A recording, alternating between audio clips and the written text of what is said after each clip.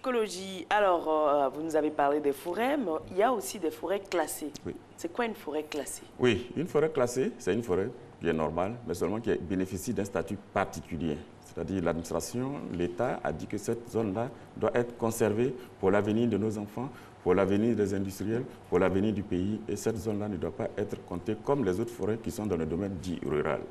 C'est une forêt classée. C'est quoi la différence entre une forêt classée et une réserve foncière?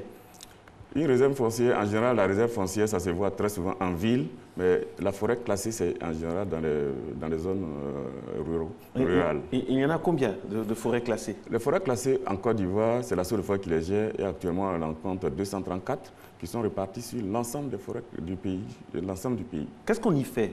Qu'est-ce qu'on fait dans une forêt classée? Ah, là, vous voulez être aménagiste comme nous? Bon, d'accord. On va vous apprendre qu'est-ce qu'on fait dans une forêt classée. La forêt classée, on l'aménage, on la fait vivre, on fait de sorte que la forêt soit maintenue en l'état pour ne pas qu'il y ait de dégradation, pour que le climat du pays soit préservé, pour que l'ensemble des activités du pays, l'ensemble des activités agricoles puissent se faire. Je dis bien l'ensemble des activités agricoles. Or, ces forêts ne doivent pas être utilisées pour pratiquer l'agriculture. Ça veut dire que ces forêts-là sont mises en place dans le pays en vue de favoriser l'agriculture dans les autres zones qui ne sont pas classées. C'est un peu l'importance de ces forêts classées. Et où sont situées nos forêts classées ici en Côte d'Ivoire? C'est réparti sur l'ensemble du pays, en Côte d'Ivoire, au sud, au nord, à l'est, un peu partout. On a des forêts classées au nord? Oui, il y a des forêts classées au nord. Combien de forêts classées au nord? Au nord, on compte au moins une quarantaine de forêts classées qui sont réparties. Même à Korogo, partout, il y a des forêts classées. Alors, comment vous, à votre niveau, au niveau de la SODEFOR, comment vous gérez les forêts classées? Et puis, parfois, on dit qu'il y a des familles, il y a la vie dedans, les forêts ne sont plus aussi classées que ça. On parle même de forêts de plus en plus déclassées. Oui. C'est vrai, vous n'avez pas tort. Les forêts classées, de par plusieurs facteurs, ont été infiltrées pour plusieurs raisons. Tout le monde y a contribué. Et c'est pour cela d'ailleurs l'État a pris des dispositions pour que les forêts soient redevenues forêts classées.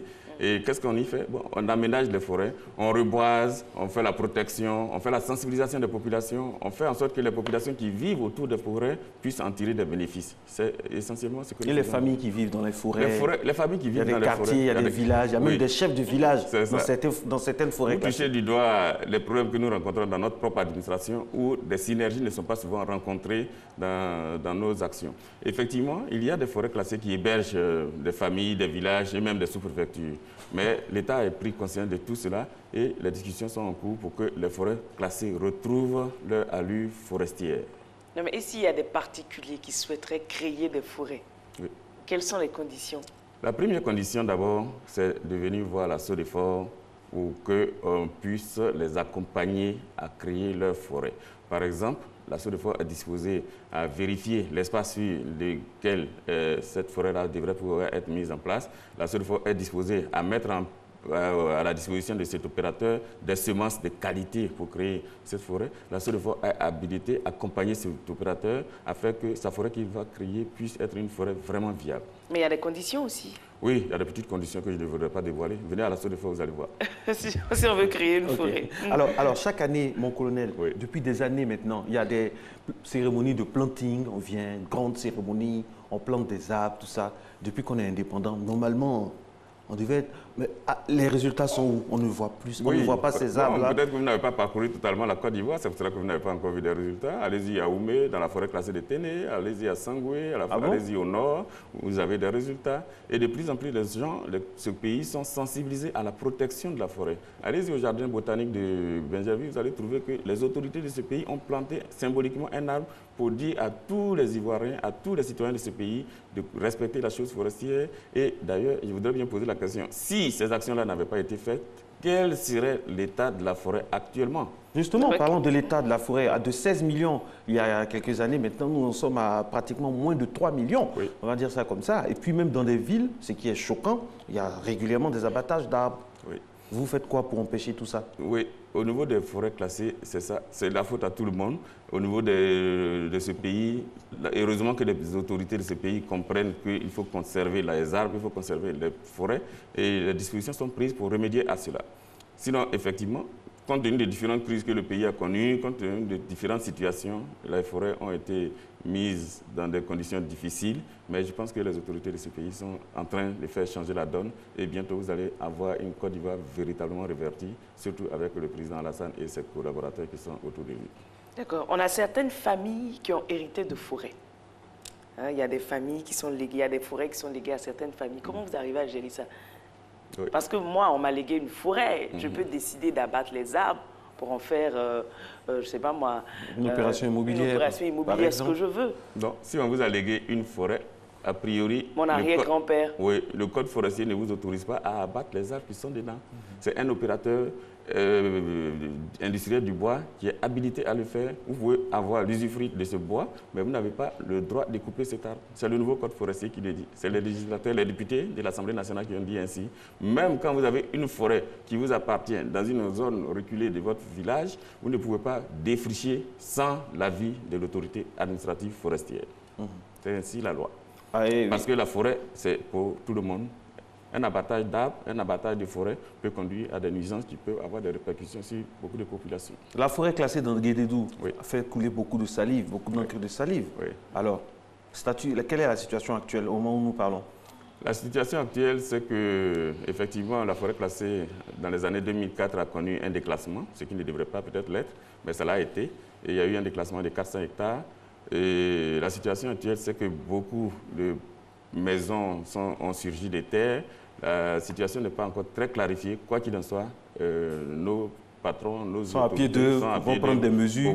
Prendre des mesures ça, on entend pour ça toujours. toujours cette forêt-là. Oui. Ça, c'est le langage diplomatique. Mais je vais dire concrètement, qu'est-ce qui est fait? Parce que de plus en plus, nos forêts se déclassent.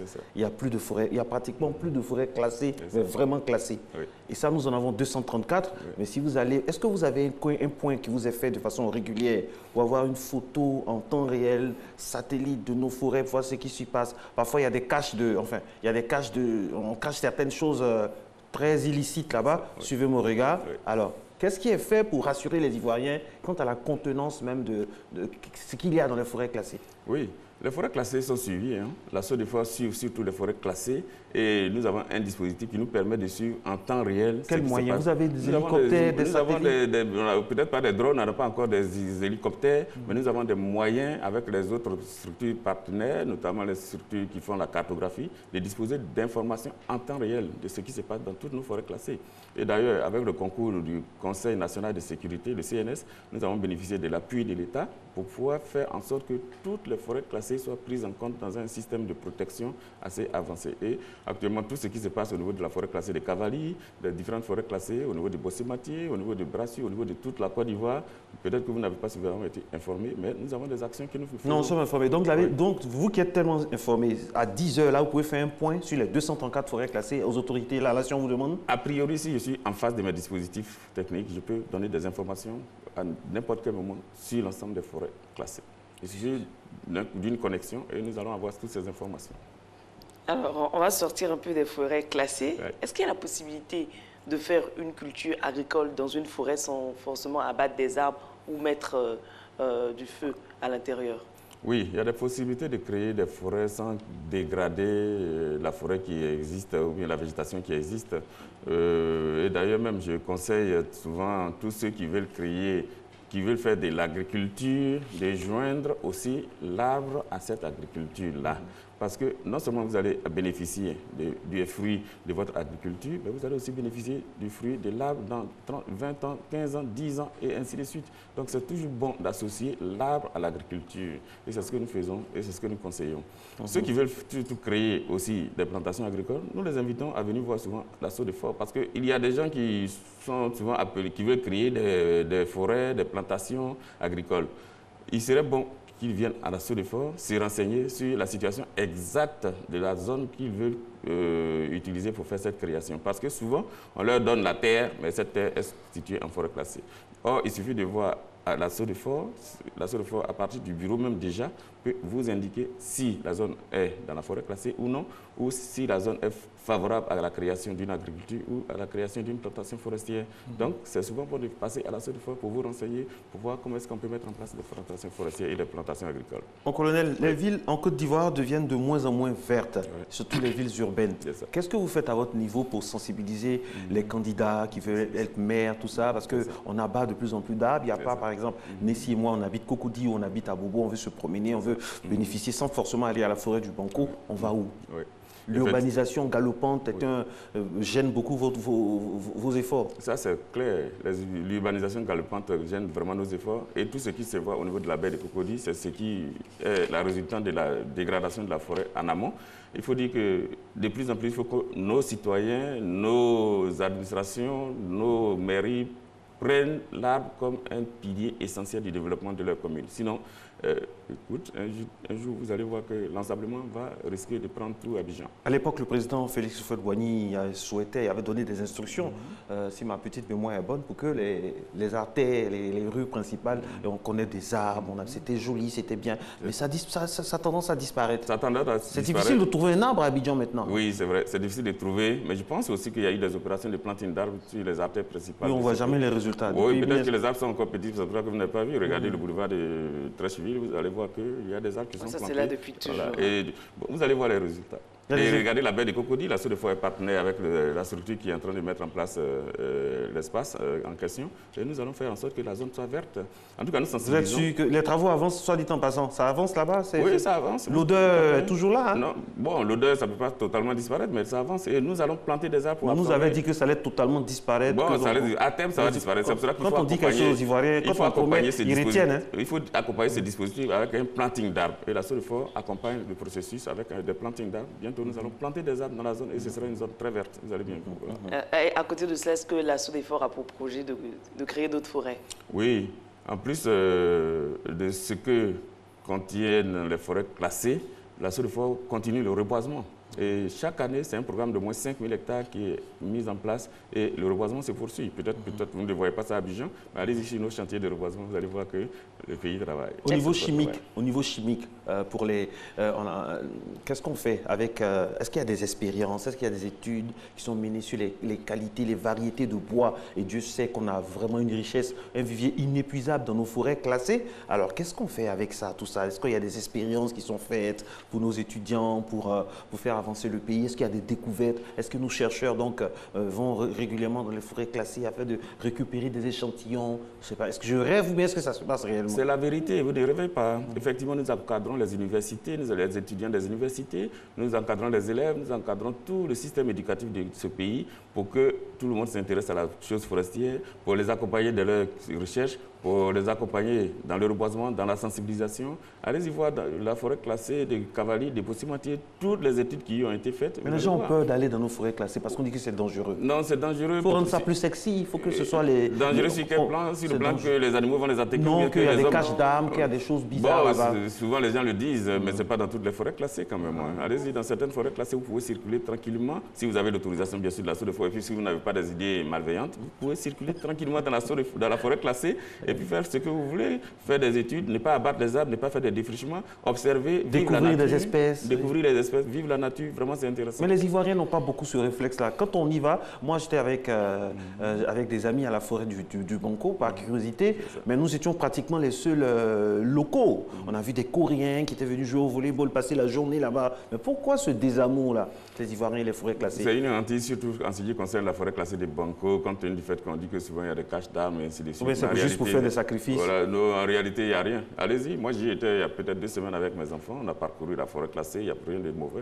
Il faut aller, il faut visiter la forêt classée. On peut y faire des safaris. On peut faire des safaris, c'est trop dit, parce que les routes ne sont pas aussi abordables que ça, mais vous pouvez marcher, surtout marcher, transpirer un peu, voir la verdure, respirer de l'air frais. Allez-y, dans le parc du Banco, je voudrais bien préciser que la forêt, le Banco, c'est un parc. C'est géré par le ministère de l'Environnement. Et donc, allez-y pour vous promener. Justement, cette gestion un peu multiforme, il y a la gestion des parcs, la gestion des forêts. Est-ce qu'on ne peut pas regrouper tout ça pour créer un élément moi je dis ça comme ça, hein, pour créer un élément fort, parce qu'on a l'impression que parfois c'est un peu dispersé. Oh, c'est peut-être un découpage très administratif, très politique. Sinon, la forêt, le parc national, la base, c'est la forêt. Ce n'est qu'une autre dénomination qu'on donne à la forêt qui est un parc, qui a un statut particulier, qui privilégie la conservation des animaux et ainsi de suite. Sinon, c'est la même chose, la même matière, c'est la forêt. Parce que là où il n'y a pas de forêt, il n'y a pas beaucoup d'animaux. Donc, les deux vont ensemble. Merci mon colonel. Je rappelle, mon colonel, vous êtes le conseiller technique du directeur général de la Société des forêts, que nous saluons. Société de développement des forêts. Voilà, que nous saluons. Nous saluons toute l'équipe qui travaille, c'est pas évident. On espère que vous aurez un peu plus de moyens afin de vraiment restituer tout ce qui se passe sur le terrain et puis de faire en sorte que la Côte d'Ivoire ait une bonne respiration. Hein, parce que les forêts, c'est... La forêt, c'est la respiration d'un pays. C'est ça. En tout cas, le premier moyen que nous souhaitons, c'est surtout l'adhésion de tout le pays à la chose forestière. Et si ce moyen-là est obtenu, la Côte d'Ivoire sera très verte dans moins de 10 ans. Je vous rassure. Merci beaucoup. À vous. Merci. Je rappelle donc que nous allons avoir dans quelques instants seulement Madame Bernadette Asso-Nguissan dans le volet famille, après le colonel Dogui Aboua. Aujourd'hui, c'est la journée internationale des forêts. Hein.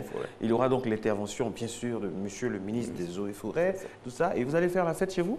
Oui, on va manifester quand même, parce que même si on n'a pas beaucoup de moyens... Le quand même, ça dit qu'il y a... Oui, même si on n'a pas beaucoup de moyens... Dites tout, hein, quand même veut dire beaucoup. Voilà, on va manifester, on sera heureux, notre ministre va faire une déclaration, et puis ensuite... On va planter des arbres. Voilà, on va planter des arbres. Et après, la journée va passer, on va oublier. Non, on ne va pas oublier, parce que dans le mois de juin, juillet, nous allons avoir aussi des opérations de planting, nous allons parcourir le pays, et d'ailleurs, le ministre est en train de faire un programme de visite de beaucoup de régions de ce pays-là pour voir l'état de ses forêts.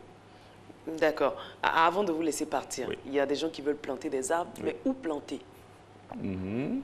Il faut venir voir la Sodefort, on va vous indiquer où il faut planter et où il faut avoir surtout les semences, les plants qu'il faut prendre pour planter. Si vous prenez n'importe quoi pour planter, vous n'allez pas avoir le résultat que vous allez vous escompter. Venez voir la Sodefort, nous allons vous donner des plants de qualité. D'accord. Rendez-vous donc à la Sodefort. Bien sûr. Merci beaucoup, Marco. Oui. Elle est là. Hein. On va passer à la dernière phase de notre émission. Le thème, comment présenter son amoureux ou son amoureuse à sa famille? Et Madame Bernadette Asso-Nguissan, vous savez qu'elle est incollable hein, en ce qui concerne donc tout ce qui est famille. Alors, je ne sais pas comment ça s'est passé pour vous, Nessie, mais moi, on ne m'a pas loupé. Hein. Salut Papa Gauvon ici, nous regarde. Et vous, ça a été comment la première fois que vous avez présenté? Ça s'est très bien passé. Ça s'est très bien passé? Oui, ouais, vous avez de la chance. Je travaillais déjà. Ouais, j'avais eu le BTS, donc c'était beaucoup plus facile de présenter. C'est beaucoup plus facile. Hein. Mais quand tu es étudiant, élève, et que tu n'as pas de très bons résultats scolaires aussi. Oui, c'est différent, quand on est un homme ou une femme, hein, parce que pour l'homme, le père, les papas comprennent vite. Hein. Et puis les mamans sont un peu complices, mais des fois, quand ça chauffe, elles font comme si elles ne savent rien. Et vous gérez directement avec le père. Allez, le volet famille, c'est maintenant avec l'élément explicatif. Et puis, on aura le grand plaisir, le grand bonheur d'écouter et donc de s'abreuver à la source de la connaissance de Mme Bernadette Asso-Nguissan, qui est déjà là.